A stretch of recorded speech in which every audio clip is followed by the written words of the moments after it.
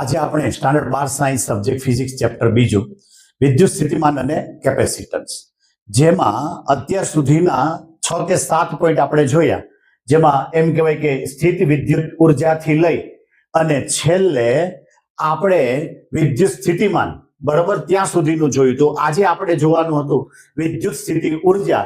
તો આ જે વિદ્યુત સ્થિતિ ઉર્જા છે એનું સૂત્ર થતું હતું W બરાબર QV.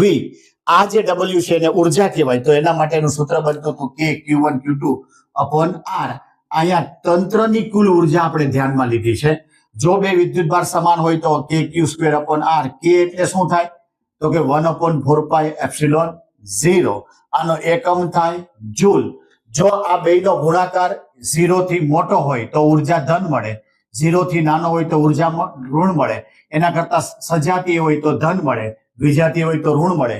આ ઉર્જા જ એટલે કાર્ય. અત્યાર સુધીના ટોટલ આપણે આ 4 સૂત્ર પર કામ કર્યું પહેલા બીજા ચેપ્ટરની અંદર. F બરાબર K Q² upon R², E K Q upon R², U એટલે K Q² upon R અને V એટલે K Q upon R. પહેલા જોવું જોઈએ અંશ છેદ 2 માં વર્ગ, પછી છેદમાં વર્ગ, પછી ખાલી અંશમાં વર્ગ અને પછી 2 માંથી એકોયમાં વર્ગ નથી.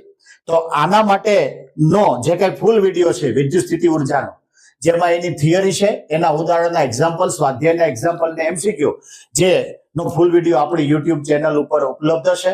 તો જેને જોવાનું ચૂકતા નહીં, બીજા વિદ્યાર્થીને ફાયદાકારક બને તે માટે આપણી જે ચેનલ છે જસણ એજ્યુકેશન ચેનલને લાઈક, શેર અને સબસ્ક્રાઇબ કરવાનું ભૂલતા નહીં.